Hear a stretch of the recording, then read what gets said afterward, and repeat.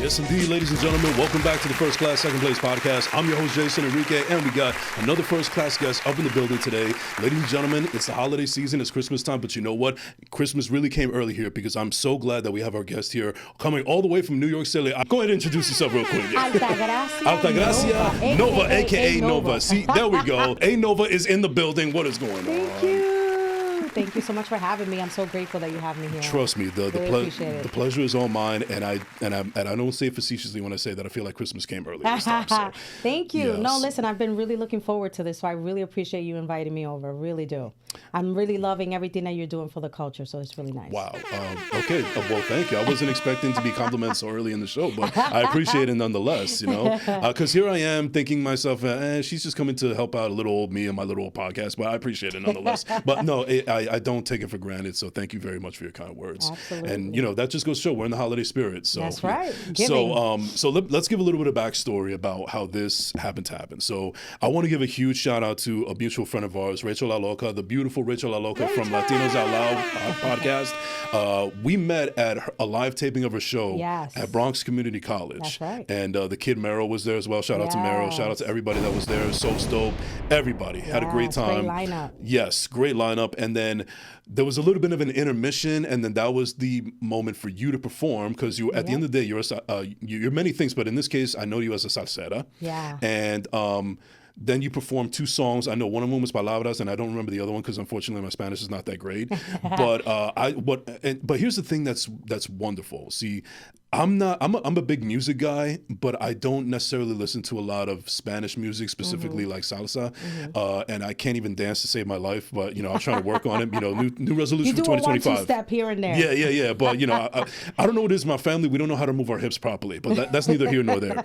So I obviously my Spanish is not that great. I'm not fluent, but at the end of the day, music is universal. I mean, that's have people that have listened to Mariah Carey all the way in the Middle East. They probably don't know what she's saying, but they know that she's bringing the house down. You know, she is a powerhouse. So, and that's the sense that I got from you when you were performing, because I may not have understood exactly what you were saying. I was able to catch here and there from your lyrics, but your grace, your presence, the passion that you had, your voice, how powerful it was, that's what drew me to you. And I was like, you know what? The name of the show is First Class, Second Place. She seems to be first class. So let's bring her on. Thank you. Well, see, that's a great compliment. Thank you. Yes. Clap, clap, clap. No, I you know, it's true. Music is definitely universal. And a lot of people, you know, they don't understand what is being said, but they feel it. It's a feeling. And if you go by the feeling, then sometimes it doesn't really matter what you're listening to as long as it captures you, you know? Right, so that's why when you said that, I could definitely relate to that because I'm eclectic when it comes to music. So I like to listen to all types of music from all over the world. And even if I'm not understanding it, if I'm feeling it, if I'm loving it, I'm buying it, I'm supporting the artist. So I could understand what you're saying. Yeah, no, absolutely. And so yeah, it was a pleasure to meet you that day, and we were able to connect on Instagram, and you know, sharing one another's art. Like I've seen not only your music videos and everything that you've been doing, but you're also an actor as well. Yes. And so we'll get into all of that, but I want to start at the very beginning. So I understand that you are a Dominican American woman. Yes. You were, you know, it's in your blood, but you were born here in New York specifically. I was actually born in Boston. You were born in Boston, Massachusetts, and then I moved to New York City. I'm really trying hard not to. I'm trying really hard to be on my best behavior now when you said Boston, but that's neither here nor there. What you got to say about Beantown? I will say this. I love the town. I'm not a fan of the sports teams, but that's all I'll say. Listen, let me tell you something. I will be your biggest rival because if it has to do with you being a Yankee fan and I'm a Red Sox fan, we're gonna be rivals forever. I love you to death in this podcast, but we're gonna go at it. When it comes to the Yankee Stadium, Fenway, I don't care what it is. What about Gillette Stadium? You know what? Not opposed, but you know, in reality, I mean, we have great teams in Boston. Come on. Because unfortunately, Patriots, Boston Red Sox, even the Bruins. Like, come on, you know. Because unfortunately for you, not only am I a Yankee fan, but I'm also unfortunately a Jets fan for myself as well. You know, I'm apparently a masochist because I love pain, apparently. But either way, that's neither here nor there. I am going to start a sports podcast in the next year, but we'll get to that some other day. You. Yeah, thank you. That sounds good. Thank you. And you know, maybe if there's a rivalry, maybe I'll have you on as that. So, but anyway, so you come from Boston. Yes. And explain to me a little bit more about your growing up in Boston. You're probably the first person I've ever had from Beantown. And but one thing that I do know for sure is that when people ask you in interviews and podcasts and stuff like that, that when did you really know that you wanted to be in music or arts, whatever? And even though it may sound generic, but it's the truth when it comes to you, that you knew instantly, immediately. Like as soon as you had your first thought, you pretty much know in your mind that this is what I want to do with my life. Yeah. Like I can literally tell you, like people laugh when I say to them, I was literally in my mother's stomach and I was constantly, my mom would tell you that I was constantly dancing in the stomach. I'm serious. I'm not even playing with you. I'm laughing because I believe it. I'm actually picturing in my head what's going on in there. I'm telling you, it's crazy. But I always knew that I wanted to be an entertainer because I was literally the person that was in the family parties, family gatherings, dancing. And I'm talking about people would make rondas, like people would actually circle me around and clap for me and everything. And they're like, oh my God, she's a star. She's going to be a superstar. They'll tell my mom and my dad. And I was always dancing. I was always singing. I was always acting. And the funny thing is that I was telling somebody that the other day that we actually used to do talent shows. I was responsible for doing talent shows. In my neighborhood, in the backyard, and there used to be, I had a really good childhood, so there were a lot of friends of mine, like a lot of, neighbors that I had, and we always used to have like nice little talent shows, and I used to put them together, and I said, okay, you're good at poetry, you're gonna do poetry, you're singing, you're dancing, and then at the end, I'll save like my act for the end and everything. So I always knew since like a very, very young age that that's really what I wanted to do. Even when I was in elementary school and middle school and everything, I was literally negotiating with like the principal, for after school rehearsal time, so that way I can actually have dance acts and acting and singing, and we would literally, I was actually allowed that time, and we would literally perform. Then when I moved on to high school, I used to actually sing at the high school graduations. So they would actually hire me to do that, and I had someone who would accompany me in a piano. So I always knew that I wanted to do that. But, to answer your question, like I started at a very young age. Like before I was actually a teenager, I was already like in singing school, professional singing school, acting school, dancing and everything. So I was literally doing all of that since a very, very young age. I knew that that's really what I wanted to do. Do you come from a musically inclined family, or are you the outlier? I basically am the one that has really I have a cousin that always wanted to be a singer, and she's actually pretty good. I look up to her. She's awesome. And I always, when I was growing up, I would watch her performing, and I would say, oh my God, that's what I want to do when I grow up. But then she never really, pushed it, obviously, when she got older. Mm-hmm. So now that she looks back, she's like, man, I'm looking at you and I'm so inspired because you're actually making it happen, and I'm proud of you. You're taking the family to that point where I wanted to take it to, and that made me feel really good. I got teary-eyed when she told me that. I'm getting a little misty thinking about it as well. So it's it kind of goes in line with me as well, where like I pretty much knew at a very early age that I wanted to be an actor or in the arts, but specifically acting is first, because I told the story all the time that I remember seeing Bruce Willis in Die Hard 3, and I thought that's what I want to do with my life. Yeah. But the thing is that I'm actually admitting it now, because there was a time in my life where I just had a lot of discouragement and and insecurities and what's that thing? Imposter syndrome, at a very early age. So I told myself, I just kind of kept it in. I knew that was something that I wanted to do, but not only did I not tell anybody, but I didn't really pursue it until much later on in life. And that was because I didn't necessarily feel like I had the support of those surrounding me, which in a way, like as much I'm happy for you as that it happened for you, a person like me admittedly is kind of jealous because I didn't grow up that way. So I kind of had to figure out things on my own. But one of the things that I learned in the last 3 years, ever since I started this podcast, is that it's never too late. So, not at all. But that's really interesting to see. So, but did it just start off as music? Because you said that you were doing performance and all these other schools and everything, but music was the trailblazer. It was the first thing that really It was actually all of it combined. Okay. It was actually all of it combined, because at the same time that I was actually, I had my sister who was my mentor, and she was constantly pushing for me. So she's like, Dad, we need to put her in singing school. We need to put her in acting school and modeling school. So I literally had such a busy schedule. Like the normal child a lot of times would go home after school and just probably do things at home or maybe go to one extracurricular activity or whatever. But I literally, from Monday to Friday, I had a rehearsal. So my dad, let's say Wednesdays, he would take me to singing class. Mondays and Thursdays, I had dance rehearsal.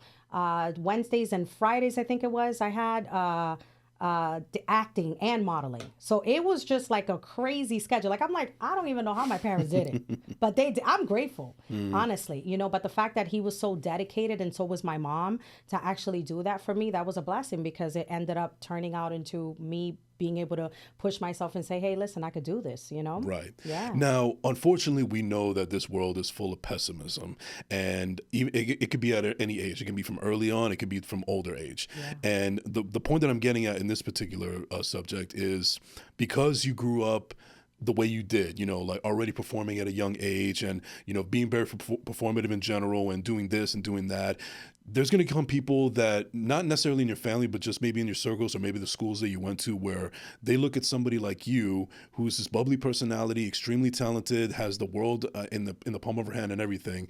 And along with it comes, unfortunately, hate, jealousy, all of that stuff. So I know it didn't let it fluster you, but would you say that there was definitely moments of people that looked at you a certain way or thought that maybe you were something, they were trying to paint a picture of you that you were not? You know what? That you got a lot of that, especially in this industry, period, but even growing up, like I remember a lot of those experiences where people were like, oh, well, why is she like that? Or why does she have those talents, but I don't have it? You know what I mean? And you have to brush it off. And I think that when you're a person who's mentally strong, you don't allow those things to get to you, right? So it's sort of like, okay, all right, and then when you genuinely have a good heart, you think that other people have the type of heart that you have. So you're thinking, okay, let me go ahead and hang out with that person because I think that they're going to be like me. But then it turned out that it would be a completely different story. And I remember my mom always telling me, Mija, not everybody's like you. Not everybody has that same heart. Not everybody has those same intentions. So you have to guard your heart. You have to guard, what you say and what you do, because unfortunately people are not going to necessarily want for you what you want for them. Right. So and I think that is one of the biggest advice that my mom ever gave me that really just kind of helped me get through in this industry, because I learned early on, like, okay, there's a lot of people that are like that. There's a lot of people that don't believe in themselves. And then what happens is that people cast their fears on you. Yes. So if they're not getting anywhere, right, but yet you believe in yourself and you're talking about your big dreams, you remember you can't talk about big dreams to somebody who doesn't dream big, right? They don't understand that. They really don't understand that. At the end of the day, they're not going to really feel it. They're not going to really, so they're going to look at you immediately and say, oh yeah, whatever. She doesn't know what she's talking about. She's not going to go anywhere. She's not going to, because that's a reflection of who they are. It's not a reflection of who you are. So you have to be mentally strong to say, I understand that person feels the way they feel, but you know what? Instead of feeling bad, I actually feel bad for that person. And I pray for that person because I'm a woman of faith. I'm like, I pray for that person finds themselves and that becomes maybe a little bit more motivated to get ahead in life. And I wish them well. Well, you're obviously a better person than me because I think I shouldn't pray for somebody that's Satan's offspring or something. but you bring sometimes it's hard. Sometimes you don't want to pray, but you're like, okay, Jesus, help me do the right thing. Here's to kind of make it fair all across the boards. Here's what I kind of had like a little cheat code, and I'll share with you and our audience as Please. Well. So if some I know that there's people out there, like let's say there's somebody that hates my guts or whatever the case may be for whatever reason. I could go the high road where like, you know what, I wish them well, I wish them grace, I'm gonna pray for them and all that kind of stuff. I'm not going to do that, but at the same time, I'm not going to wish them bad luck. I'm not going to wish you health. I'm not going to wish you ill will. I'm not going to wish you luck, anything like that. Yeah. I'm just not going to wish at all, period. Just do you, boo. Yeah. If you believe that 2 + 2 = 5, go right ahead. I don't give a damn. Yeah. So I mean, I'm not perfect. I'll be completely honest with you. Nobody is. There will be times that I probably, okay, I've had enough, because sometimes it's just like some people really, really take you to that point. You know what I mean? And you just have to, but again, I've understood in this business, you can't burn bridges. You know what I mean? You just have to gracefully keep it moving. That's the way I see it. And I agree with you. And the only caveat that I'll add to that is if a bridge does get burned, I'm not the one that had the matches. That's the way I look at it. And I like that.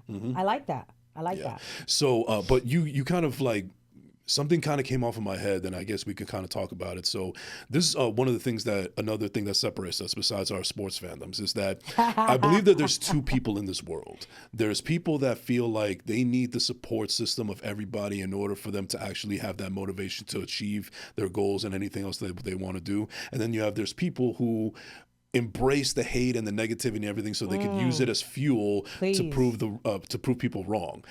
Unfortunately, I feel like I belong in the former. You seem to be the person that's in the latter. Yeah. So I wish I just had that mental capacity to, to compartmentalize all the negativity and kind of turn it into positivity. Where I just feel like I just want to I got to keep my boundaries up and have positivity around me at all times in order to do what I need to. Yeah. I mean, boundaries are very important, especially when you're trying to reach a goal, your energy, you got to protect it. I'm really big on that. I'm like, if for whatever reason, something is not really clicking with my energy, I'm going to be very careful about that. But one thing about me is you labeled me perfectly well. I'm one of those people that I'm self-motivated. I'm like, I don't really need, you know how some people are like, oh, I need a gym buddy. Let me see, by the next year, what I'm going to do is I'm going to go to to the gym every day and I don't, and it's not that I don't like to do it. If I have someone that I, can do it with, great. But at the end of the day, if I don't have it, then I'll be just fine. You know what I mean? And I believe that being self-motivated is what has helped me push myself. That doesn't mean that I don't care. It just means that, I'm just mentally, spiritually, physically, whatever the case it is, strong enough to say, no, you know what, I have to do this and I have to get it done. And once I have a goal in my mind, that's it. It's like I'm a woman of faith. So it's like the only one that can tell me stop is Jesus. Cause I'm going to tell you the Lord, because at the end of the day, I'm ready to keep going until the wheels fall off. I love that. A round of applause real quick, Nazi. There we go.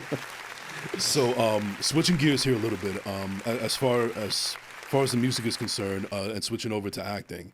So I've been able to do in my research, see some of the projects that you've done. And amazingly, we actually have a mutual friend. I have a mutual friend that has actually been on the same TV show as you, Raising Cane. And shout out to Alana J from Active Alana J. Go Lucky Scrapper podcast right now, live Bravery Studios. Okay. I want to talk about that a little bit, because I mentioned before that I knew pretty early on at a very early age, and it wasn't until maybe a couple of years ago that I finally admitted that this is what I really wanted to do with my life, all my life. But for you, I know that it started very early for you, but like I mentioned, I saw Bruce Willis in Die Hard 3, and I told myself that's what I want to do. Was there any kind of medium, like a TV show or a movie or something you maybe saw on stage that, it was just that one thing, that light bulb that just went off in your head, and I'm like, that's it. Yeah. I mean, there's so many people that inspired me, and I think that a lot of people have been... The people that have inspired me, in my opinion, a lot of times have been triple threats. People that can actually sing and act and dance and everything, And I remember when I was little, I would watch Madonna. Like my sister used to watch her all the time, because I have an older sister. And I'll sit down with her and I'll watch Madonna, and I'll say, oh my God, I want to, be in movies like her. And I want to be, on stage like she is. And and the same thing with Michael Jackson. I was really moved by it, And then, when Alicia Keys came out, with that era that, it was like, oh, wow. My heart melted when I first saw her on screen with the braids and from the Fallen video. That was like love at first sight for me. Yes. But one person that really captivated me, Whitney Houston, obviously, and she's one of my favorite periods of all time. Rest in peace, And she was such a great talent, such a natural talent, And when I saw The Bodyguard when I was a little girl, and even when I saw Pretty Woman, those two movies were like, okay, this is what I want to do. Because when I saw Julia Roberts in action, I said, oh yeah, that's definitely something that I see myself doing. When I saw Whitney Houston doing it as well, and I'm like, man, and she can kill us singing? I want to do that. So I think that those people really, really inspired me. To get it done. And then, of course, you see, people that were in theater and, doing Broadway shows and everything. And you saw these. And I was, at a very young age, I was exposed to these type of shows that they'll take me like in after school trips. Actually, on Fridays, we used to go to trips in the mornings, and we used to go to all of these like Broadway shows and different things like that. And that world that was opened up to me was like, oh, yeah, this is where I see myself. So after I actually graduated, from college, I was like, okay, this is definitely what I want to do. And I was already pursuing all of that. But when I said that I really needed to do that, for as a career, was when I was like, okay, yeah, I'm moving. I'm going over there. I'm going to take this all the way. When you were at Boston University, what did you major in? BC. Oh, the Boston University is my rival. You're really taking it there because you were, first of all, you're talking about Yankee fans and Boston Red Sox and now BU. No, I actually went to BC. Okay. BC. So theater arts and business management, general management. Okay. And then I didn't take breaks. So I also did communications. Okay. Now the reason I ask you, and not to piss you off by messing that up, but because let's be honest, when it comes to the arts, more often than not, we just to be safe, just to be precautious, we feel like we sort of have to have a backup plan. So obviously you did communications, but you were doing business management, all that stuff. Yeah. Did you do that to fully engage into your career into the arts, or did you use that as possibly a backup plan in case things didn't pan out? For communications, I come from a background of family that are in the communications field and that they've done really well in it. Because I've done communications as well, but unfortunately I'm a college dropout. But that was my major at the time. Yeah. Well, I mean, the thing is, I always liked communications too because I was also an intern at one point at CBS, and I really liked the way that my sister, for example, she's always had her shows. I used to do subtitles for her in the shows and prepare the guests and all that stuff. So I always liked it. I always knew that was like a part of me, that I really enjoyed it. And even when I would do auditions, like as a journalist, like as a reporter, people are like, oh man, you really have a career in that. And I'm like, oh, this is more like for acting. I'm not really trying to, push that. At the end of the day, it's performative. Yeah, but it is communications, and it does deal a lot with public speaking. It does deal a lot with interpersonal communications, all of those things that I felt that they were going to aid me in what I wanted to do. And it actually did, because I ended up doing a lot of directing, because obviously you do producing, directing. I've always been independent to the point where I produce and direct a lot of my material, which obviously I guess we'll talk about it soon. But, one of the live sessions that I actually just released was actually, directed by me and produced and so forth. Look at that. Yeah. So I feel like it did help me. I mean, no wonder you look good in it. I mean, you made yourself look good in it. you were the brains of the operation. It's a lot of work, but I really love it. Listen, as long as you love what you do, it's not work. Yeah. It's a passion. It's not work. So yeah, I love it. I say it all the time, and I'll say it again ad nauseum for my audience. I mean, I'm one of the things that I don't take for granted is people appreciating how consistent I've been with this platform. Love it. This is episode 160 or 161, one of those. I've been doing it for 3 years, and I actually read I read a great quote today, and it fully encapsulates. Please let me hear. It definitely encapsulates. I can't even fucking talk today. Excuse me. I didn't start a podcast to be famous. I started it to make an impact. And that's actually a good segue right there, because since you already explained your experience in media and communications and so on and so forth, obviously everybody and their mother has a podcast now, it seems. And we've also know that the numbers are not there, especially when people that they're in it for the wrong reasons. Right. For a person of your caliber and having a background in media and seeing this overabundance of podcasts that are going out right now, do you think it's a good thing, or do you think it's the oversaturation could be toxic? I mean, I think that I'm one of those people that, like I told you, I'm very supportive of what people want to do, right? But I do feel that, sometimes things are trends and it becomes trends, and then all of a sudden it just dies out.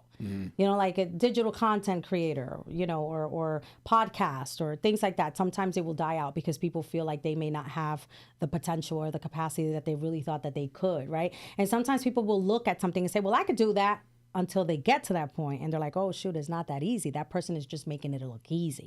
So, I do feel that I will push all the way and support people that are actually doing it, because I am big on that. I'm big on motivating people. But I do feel that sometimes it could be overwhelming when you're looking at all these shows that are happening and things like that, all these podcasts, because at the end of the day, I feel like you do have to also have a passion for it. You do have to have some type of communication experience. Some people are naturals, but, I don't oppose it, but I do feel like sometimes it could be overwhelming when I've seen it. Right. And part of the reason why I asked that is because you said it eloquently. It's all about doing something you love as opposed to just doing it for like all the wrong reasons. Yeah. And because, once upon a time, I was actually a musician as well. Like I was doing music as well, but long story short, I got in it for the wrong reasons. I thought I was doing it for the love of hip hop. At least that's what I told myself. But honestly, what did I want? I wanted money and fame, and I did it for the wrong reasons. And working with people that we just couldn't gel and mesh right and come up with we couldn't be on the same page. Right. And I know with you as a musician, the process isn't always easy. You're having fun doing it, but the process could be a bitch sometimes. It could be a lot. It could be a lot, especially me, because I co-produce a lot of my material. Period. I co-produce it. Right. So everything that you see, everything that you listen to, like I had, just as much, say in that particular, project. I do get very, very, involved, and it's not an easy task, No. But I do like what you said, because if you're doing it for the right reasons, like I believe that purpose is what's key. As long as you're getting, I love what you mentioned about the quote, because you're talking about impact. And to me, it's very similar to what I believe, which is like, okay, it's having a purpose. What are you doing? What is the purpose behind it? As long as you're doing everything with a purpose, and as long as you're leaving a mark with, on people, like when you see, even if you come across strangers in the street, that's what I feel, that's what's going to give what you really need at the end of the day. Purpose and, and really just, so many things. There's so many. If we stay here, we'll take hours and hours and hours going through all of this stuff, because listen. Well, we could talk for hours and hours. If people go ahead and support the show, you could drop in, right. Cash App, all that stuff, so we can get the show going. That we are listener supported. So please, I just wanted to add that little plug real quick. So. Yes. But yeah, having an impact, and I think you're doing that just well. So I'm very excited for you. Yeah, and I'll even tell you my purpose right now. So just to go back a little bit, because the audience is aware of this story, but I'll try to condense it for you as much as I can. So I grew an affinity for radio in 2005. I was just a radio junkie. I was listening to everything. I was listening to Hot 97, to Howard Stern, to sports radio, everything under the sun. I was just a real geek. Like I was listening to it all the time, like I was stuttering for the bar or something. And long story short, I wanted to get into it, but it's a really tough business. I didn't know where to go. I didn't know who to talk to, this, that, and the third. And I just kind of, said goodbye to it. And then the explosion of podcasts happened, and I love this medium more because it's your own creative freedom, even though the process could be, overwhelming at times, but I still love doing it. I wouldn't do it if I didn't really, really enjoy doing it. It's just that sometimes I wish I just had the money where I could pay somebody else to do the stuff that I don't necessarily like doing, like the social media content, like what we're doing right now. What we're doing right now is the part that I absolutely love. The part that I'm not looking forward to later on is when I got to edit and cut up everything and post on social media, make sure I have the right algorithm, timestamps, and everything like that. So it could be draining at times, but but I wouldn't go through it if I really didn't care about this. But going back to what I was saying about purpose is, ultimately, if I have to narrow it down to one thing as to why I started the podcast, is because I feel like I was silenced for many years by so many people that it got to the point now where, like, all right, well, now people have no choice but to listen, because I'm creating a space where I can't be silenced, and I'm not going to allow anybody else that comes on my show to be silenced either. And one thing that I was not expecting is to just find out the overwhelming number of people that felt exactly the same way I did. Yeah. And I think that's why I'm very grateful and humble to be able to have that impact on people, and people being proud of what I'm doing, and keep on with the consistency and so on and so forth, as opposed to just doing it for clout. Yeah. I like what you just said right now, consistency. Because at the end of the day, without consistency, forget it. Like, that's key. And a lot of people don't understand that concept. Like, the discipline and consistency to keep something going, it's what takes you really far. Yes, absolutely. So the fact that you've had that is really what's really giving you what you need for this podcast. So I'm really happy for you. Thank you. I really appreciate that. Yeah. So getting back into a little bit more acting. So what would you say so far, excuse me, So actually, let me put it this way instead.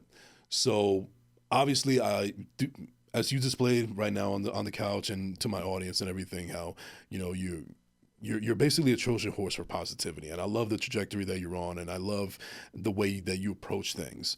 But I also know that you're human, and every now and then, especially us being artists, there's peaks and valleys that we have to go through. So maybe you could tell us, at least give us maybe an example of like moments where you're going through those peaks and valleys, and it could be a little bit overwhelming to people that want to get into the things that we are, but they don't know where to start necessarily. Yeah, I mean, it's not, if people are going to come into this industry and thinking that they're going to have it easy, then you're in the wrong industry. Yeah. First and foremost, because you have to be prepared for a lot of no's. And it doesn't matter how many times you audition. Sometimes it has nothing to do with your talent. It has to do with the fact that maybe you weren't fit for that particular role. Maybe you didn't have that chemistry with the other actor. Maybe the way that you were looking was not necessarily what they wanted to match with the other actors or fellow actors or families or whatever the case is that has to do with that particular project. So sometimes it has absolutely nothing to do with your talent. It has to do with a bigger picture, right? That the director, the executive producer, director of photography, all of those people are putting together, in their minds about that particular project. And I think that when you understand that concept, once you go into that audition room, you didn't get a take up. A lot of times you're not really gonna know whether you're gonna get it or not. But sometimes you have a really good feeling. You're like, oh man, I think I nailed it. But if you didn't, it is what it is. You get out of it. You wait a few days. You see if you get a call back or you don't. And at the end of the day, once you get that no or you don't get that call back, then you move on to the next project. Once you leave that room, you have to be prepared to let it go. Mm-hmm. You can't stay stuck lingering. Oh my God, but what if, but I could have done this. And it happens. It's totally normal for you to get out. Oh man, I could have delivered that line a different way. I could have done this. I should have taken a beat. I should have. But sometimes once you do that, get out of the room, think about it, let it go. Mm. That's like key. And once you start understanding that, then you're going to be perfectly fine. You're going to do perfectly well.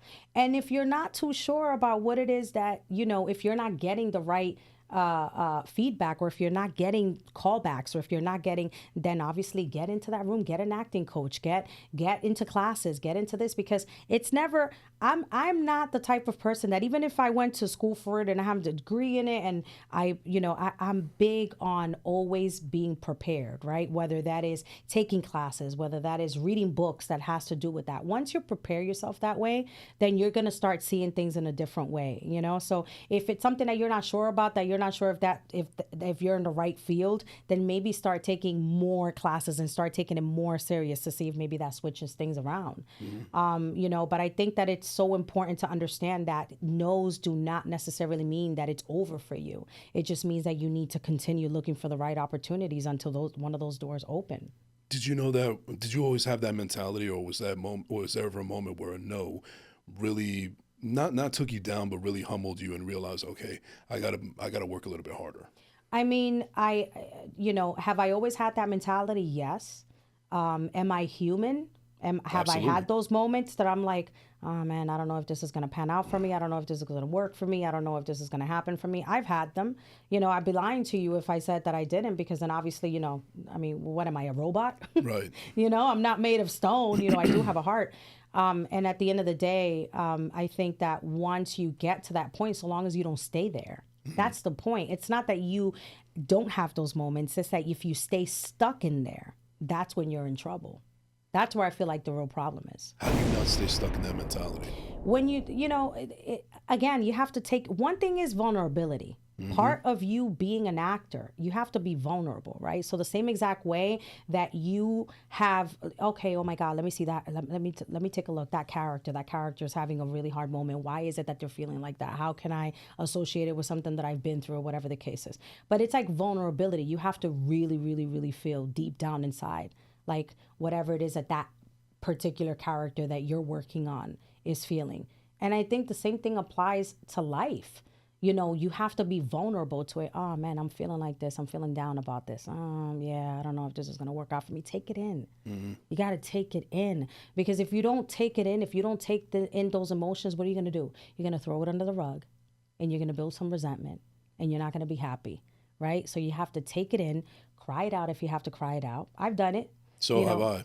Yeah. Yeah, I'll admit right now, I have no shame in that. Yeah.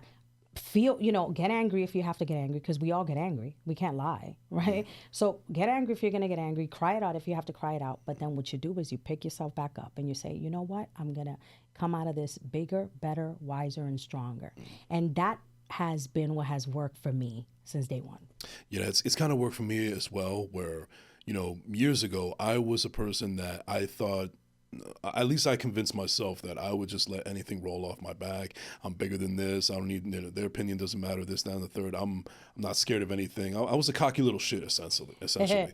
But then afterwards, there are certain moments in my life where I think it finally built up with everything that I had compartmentalized over the years. And then there's that one moment where it's like the straw that breaks the camel's back. And then next thing you know, I'm just a neurotic mess for days at a time, but you know what? As much as it sucked to go through those moments, it was what was necessary in order to be the person that I am now, not just from my personal life, but also applying it to my art. And, that's what I've been applying as far as like my acting is concerned. And one of the interesting things about, the craft itself, to kind of give you an example to contextualize it, is if I'm doing a role, if I'm playing a certain character, sometimes what I'll do is, to really get a sense of where that character is coming from, I kind of look back in, past memories, or maybe I take a little bit of anecdotes from here and there, either from myself or people that I've met in my life. And I kind of use that to implement into the character that I'm playing. Like for an even better example, I remember I was up for a role where I had to be this really overbearing and very strict and very negative father figure.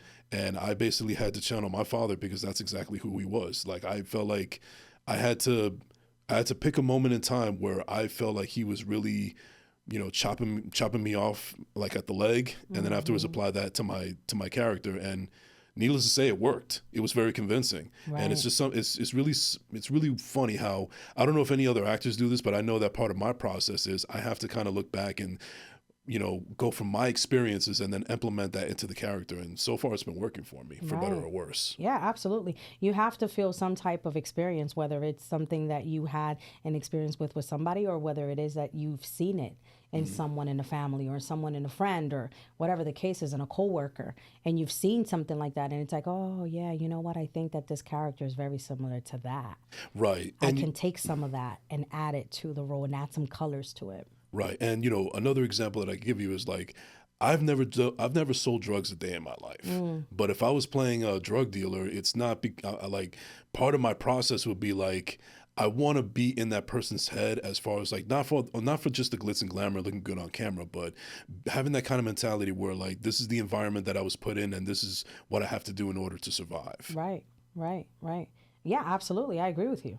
And you have to study it. Right. And I know nothing about that world at all. But I basically have to immerse myself into that character to do something that makes me uncomfortable and I'm not well versed in, but it's an experience nonetheless. I think that in order for you to be like the best actor that you can possibly be, you have to be willing to go above and beyond to understand what a character of that nature would do and how far they would go. So that way you can know how far you would take it. Right. And I was actually talking to a director friend of mine who, I won't mention his name because if he watches this, I don't want to like make him feel embarrassed or anything. But I remember we were talking at a bar one time, and we were talking about a specific actor. And, they had just filmed a project together.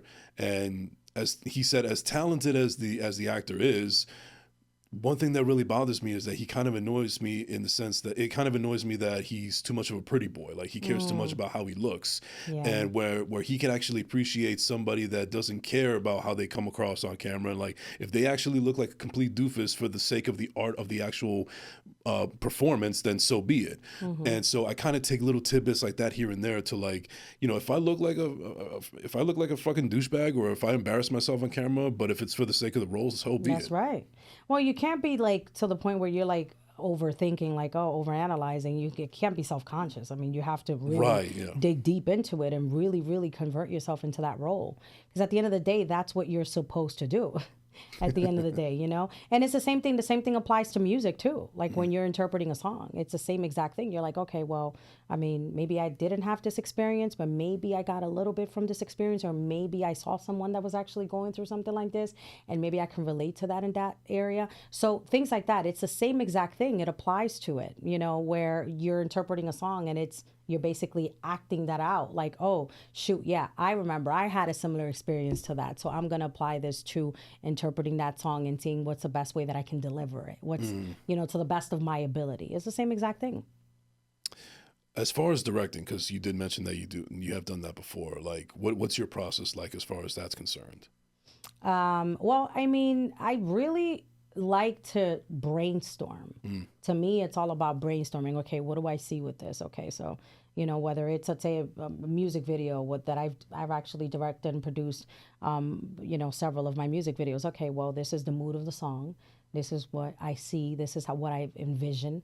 You know, what ended up happening. What happened in the song? What's the message behind it? And then once I start doing that, then I start gathering, you know, the people, the team that I want to, you know, gather. And, you know, I basically put together a nice little itinerary for that day and get the job done, depending on what it is, whether it's going to be for a music video, whether it's going to be for a short film, or, you know, another project, you know, an interview or whatever, because I've done, you know, a couple of those. Then, you know, it really just varies. It really just depends on what the project is about. Yeah. But yeah, brainstorming is so important for me. Is there a kind of dream project that you have in mind that you would love to achieve one day? Whether it's music, acting, directing, whatever the case may be. A dream project. I think that, like I said, I have done several of my projects, like directing and producing. Like I said, when it comes to the music, when it comes to other, you know, things that I'm actually working on right now. But I would like to get to films. You know, whether it's directing some films here and there and so forth. That's something that is definitely in my schedule. Hopefully, you know, for some time in the future soon. But yeah, that's something that I think I want to get my hands on. What kind of genre, if you don't mind me asking, that interests you? Because of the fact that I have worked on some projects, drama definitely. I want things with purpose, things that are gonna really kind of hit people, like really get to them. And I think that sometimes you get to people, you get your messages across through that type of work. So I think that for now, drama would be really, really key right now for me. And do you think that the representation of Hispanics is important? Is it imperative? Or do you just look at it as just like art without any race, creed, sexual orientation, color, whatever the case may be? So what do you mean when you say, do you mean the Latino representation in general, right? like Well, in the because industry? let me give you an example, like exactly where I'm coming from.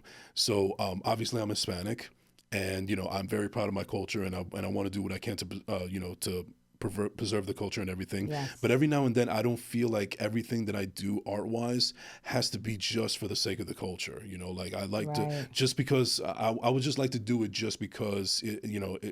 It's for the sake of just doing it, because it's art, being subjective. Because I know that there's a lot, you know, there's a lot of Hispanics out there, and I'm proud of everything that they're doing, and bravo to them. But, you know, I don't feel like it always has to be just for the culture. And like, I guess to kind of, you know, better contextualize it is, let's say that there's somebody out there that made a film, and, you know, it's a very big representation of us, but the film is not necessarily good. So do you feel like you have to just kind of bite the bullet and support it just because it's for the culture, even though it's not necessarily a great film? Not necessarily. I mean, I'm a pretty picky individual. Right, okay. So to me, and I also do not like when you're labeled, right? So, okay, well, you know, the Latina singer, you know, the Latina actress, or, you know, I'm an actor. Period. Right, yeah. I'm a singer. Why do I have to, you know? So that's the way I see it. And I really think big in the sense that we have 2 different cultures, or 3 different cultures, or 4 different, depending on how many different nationalities we're talking about. Yeah. But, you know, in my case, I'm Dominican American, as you mentioned before. So, you know, I have my roots from the Dominican Republic, but then I'm American because I was born here, right? So it's like, okay, so I have two different cultures that I'm dealing with, right? So when you say, oh, well, do you feel like it has to be for the cultura? Do you feel like it has to be? To me, not necessarily, because if you want to just work on a film, you should be able to just work on a film, and it doesn't have to be because you're a Latino. It could just be because you have a perfect message, a perfect story that you want to tell, and you want to reach the masses. And it doesn't matter who it is, by, like you say, you know, race, religion, creed, like whatever it is, it doesn't really matter. To me, it's more like, okay, I want to capture this. I want to get into people's hearts, and I want to move people. And it doesn't really matter what audience it is. To me, I just want to touch people, you know, with whatever message I have. So no, I don't believe, I think that we still have a lot to go. Yeah. I think we're getting to a certain place that's nice. I think we're actually in a much better space now than we have been in a long time. But there's still a lot more work to do. But I love the trajectory that it's going on. I do. I have to say that, and as you already know, I like to see things in a positive light. But I do feel that there are things that we still need to work on so that we can continue to get that representation to be in a much better place. But I do not feel that we have to stick to something just because we're Latinos, because at the end of the day, we're human beings. Right. And human beings should not be, oh no, well, that color, that, you know, gender, that, it shouldn't be that way. It's about being a human being and being able to reach the, you know, right. And masses. You know, when it comes to stories, I love things that are told that could be told in any kind of spectrum or any kind of universe. Like, I'll give you a perfect example. So the film The Best Man. So are you familiar with it? Yeah. Okay, I love that movie. It's a great movie. Now, the reason I use that as an example is because the cast and the crew are predominantly African American, but that's also a story that you can implement to white people. You can implement it to Asian people. You can implement it to Middle Easterns. You can implement it to Latinos. It's focused on the African American culture, but the story itself is not centered around just that. And I think that, even though I love the trajectory that we're going on as far as Hispanics are concerned, if we could just have that little bit of, you know, sense, for lack of a better term, of going in that trajectory, then I think that we can go eons and further than what we're going right now. And I feel very, very confident and positive that it's going to happen eventually. Because, like I said, I love the trajectory that's going on. But if that mindset is just there, just that little mindset, and telling stories like that, where it could be told universal, where everybody can relate to it, then the sky's the limit, as far as I'm concerned. And working together. You know, that to me is so important. It's a, you know, community working together. You know, it's such like an important part of, you know, us getting ahead as Latinos, you know, out there and you know. Right. And you know, another great example that I can think of, shout out to the people of Manguaki and Manguaki, two films that I got the chance to see in phenomenal films. Nice. So obviously from the title, you could tell it's very Dominican based. Yeah. But do you realize that the director of both films is white?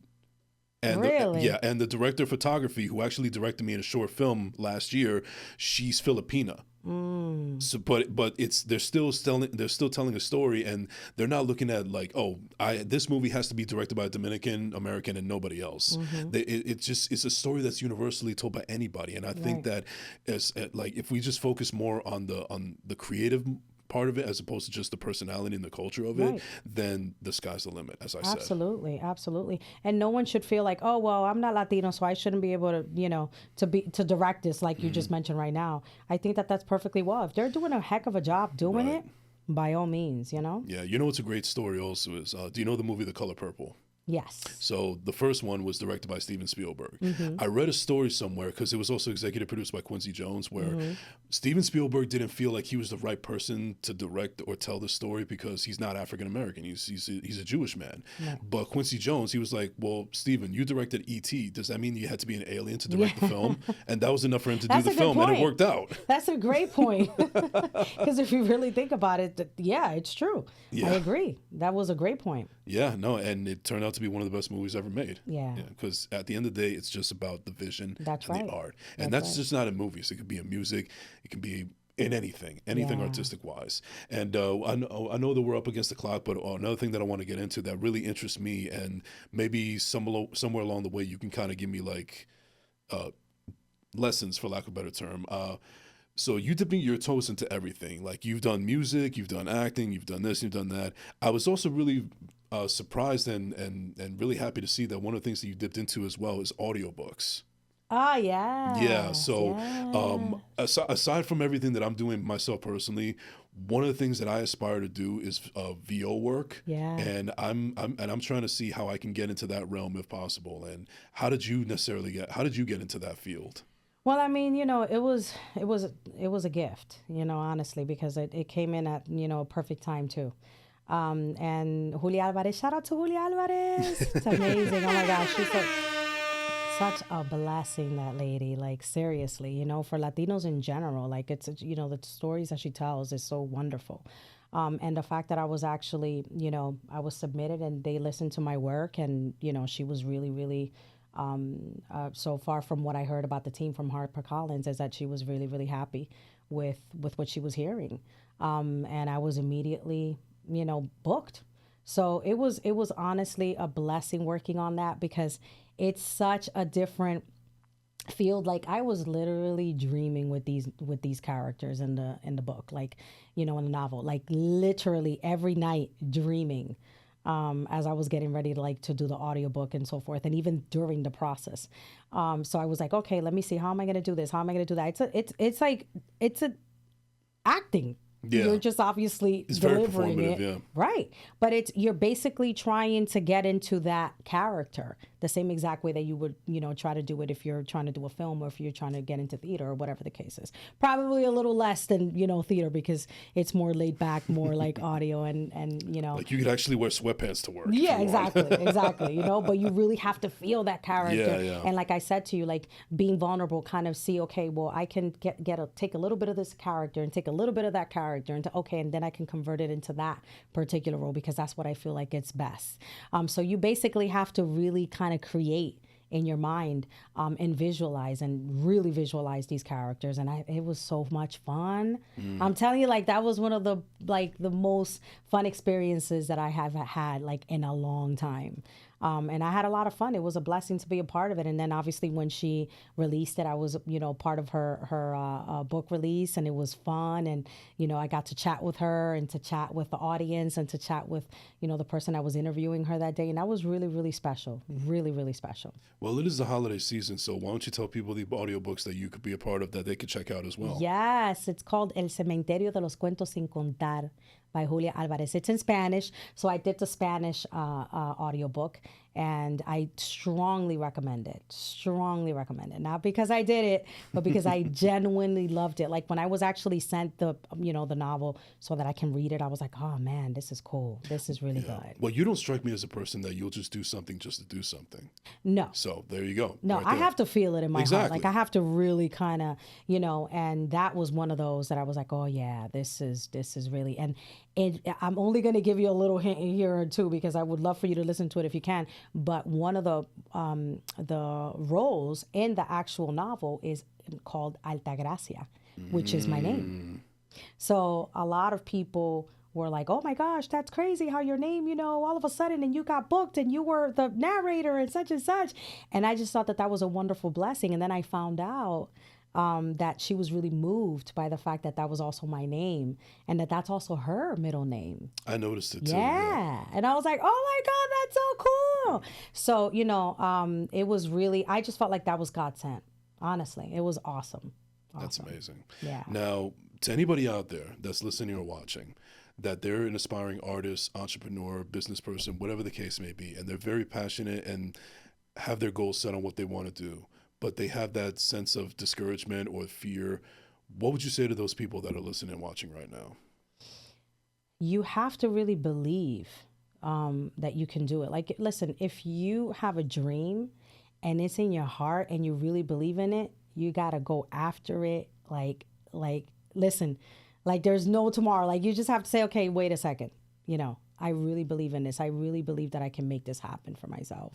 And it doesn't matter how many times someone tells you, no, it's not going to happen for you. Oh, man, look at all this time that has passed by and nothing has happened for you. You know how many people actually told me that? It's crazy. Like, oh, man, but nothing has really happened, or, yeah, some things are happening, but it's not really moving at the pace that you want. And if you go by that, you're really going to set yourself up for failure. You have to really be so mentally strong to the point that you take that, but you do not allow it to get in. Because that's the thing. A lot of people really allow those negative comments to really hit them hard. And you can't. You listen to it, okay, great. But you do not allow it inside. Because once you do, that's it. It's a wrap for you. And I think that once you are set in I believe in this, I believe that I can make this dream happen, then that's what's going to really take you far. It doesn't matter, like I said earlier, how many no's. It doesn't matter. And if you cannot get opportunities, you have to create them. I'm really big on that because I'm very independent. You know, I've done a lot. Rompiendo las Reglas, my album, I did that, you know, independently. I, you know, co-produced, I wrote, I was very much involved in a project. And that's something I'm very proud of. You know, the roles that I've actually done, some of the things that I'm actually directing right now, you know, and producing, that's some, you know, have to do with acting. I've done it myself too. You have to find opportunities, if you have to find budgets, if you have to find grants, if you have to do all of those things that are going to help those doors open up for you without expecting people to do that for you. Because I think that one of the biggest things that you can do in life, that's a big mistake, is wait around for opportunities. Once you're waiting around for opportunities, you're basically letting other people dictate what's going to happen with your destiny. And I don't believe in letting people dictate what's going to happen with your destiny. You have to determine, you have to decide, what do you want? What do you want to manifest? What do you see for your career and for your personal life and for your professional life? Whatever it is that you want to see it, because that applies to everything. And once you determine that that's what you want to do, by all means, you have to go that far. Like, you have to take it that far. And not allow the negative comments, not allow the people that are the naysayers, like they say, to tell you today, oh yeah, but I tried doing that and it ain't gonna happen. Because I've had people in the industry that have said to me, oh yeah, but you know, I tried doing that and it didn't really work for me. Okay, that was what happened with you. Maybe you didn't have that relationship. Maybe you didn't have that opportunity. Maybe you don't have that charisma, or maybe you, and it's nothing personal. But at the end of the day, everyone has a different destiny. And some people are going to eat more from the cake, like I say, and some people are going to eat less, right? But everyone has a different destiny, and you have to see and look above and beyond that, so that way you can get far. You can't go by what people say. You can't. No, you can't. Absolutely not. Hey, listen, if I did that, I don't think I would be where I am today. Yeah. So there you go. I'm an example. She's an example. Yes. Take it and run with it. All right, so we're about to close out this episode in a little bit, but I just have one final segment. Now, if you've never seen the show before, and anybody else who's never seen the show before, the final segment is this or that. This is inspired off of Black Sheep. So you can get with this, you can get with that. Multiple choice questions tailored around the guests, and also some basic ones that we ask everybody, just to get to know you a little bit more and just put a positive note on this episode. Okay. All right, so are you ready, Najee? Are you ready? Yes. Okay, let me go. Apparently, I'm not born ready. I'm born ready. All right, ladies and gentlemen, here we go. For this or that, you, Miss A. Nova. Playlist or podcast? Wow. I'm gonna be very honest here, because I'm honest. Playlist. That's fine. There's no right or wrong answers here. Yeah. So, slides or Crocs? Slides. Beach or pool? Beach. Dogs or cats? Dogs. Are you an early bird or night owl? Night owl. Instagram or TikTok? Oh. But for what? Which do you prefer? One has to go and you keep one. The gram. Okay, the gram. To give or to receive? To give. Are you an introvert or an extrovert? Extrovert. Okay. Batman or Superman? Superman. Iron Man or Captain America? Captain America. Mofongo or Mangu? Ooh, my God. You can make these harder. Like, you're really making me think. That's the point. Okay, Mofongo or Mangu? Mangu. Okay. Are you glass half empty or glass half full? Glass half full. Would you rather be embarrassed or be afraid? Be afraid. Would you rather be too hot or be too cold? Be too cold. Do you prefer the window seat or the aisle seat? Window. Are you book smart or street smart? Both. Do you prefer reading or writing? Both. Ice water or room temperature? Room temperature. Tom Brady or David Ortiz? Oh, gosh, I respect them both. David Ortiz, Big Papi. That was easy. And finally, teamwork or solo project? It really just depends because I could do a lot of teamwork, but I would say solo. Solo project? All right, nothing wrong with that. Yeah. All right, ladies and gentlemen, that is going to do it for this segment of This or That, and that is going to do it for this episode of First Class, Second Place. Yeah. Thank you so much to my guest, A. Nova, for coming through here. See, I didn't want to flub up your name that time, but I think I got it this far. Is there anybody you want to give a shout out to really quick before we close out? I just want to say, man, listen, keep going. Dream, dream, dream big and keep pushing to everybody out there that's trying to make it happen. And don't be afraid. Keep going after your dreams. Really quick, plug in your album and your audiobook real quick. I'm sorry? Plug the album. Yeah. Plug it, please. You want me to plug it? Yes. Yes. Rompiendo las reglas. Please, please, please check it out. On my website, anovaofficial.com. My link tree is there too as well. And the gram, @ANova. Please, please, please check it out. I really worked hard for it. I poured my heart into it. And I think you're going to love it. So please support it. All right, I love it. A. Nova, once again, thank you so much for coming through. Thank you for dropping the gems that you did. Thank you for your positivity. Thank you for your friendship. Thank you for support. And this was a lot of fun. I don't take this moment for granted at all. Yes, I really, really appreciate this. Thank you so much for being a part of First Class, Second Place. Thank you. Appreciate you. God bless. Thank you. And ladies and gentlemen, you can find me at I'm Jason Enrique on all social media platforms. Don't forget to like and subscribe on YouTube at Jason Enrique. Thank you so much for tuning in. We will see you next week. Happy holidays. We will see you next week, ladies and gentlemen. This has been the First Class, Second Place podcast. We out.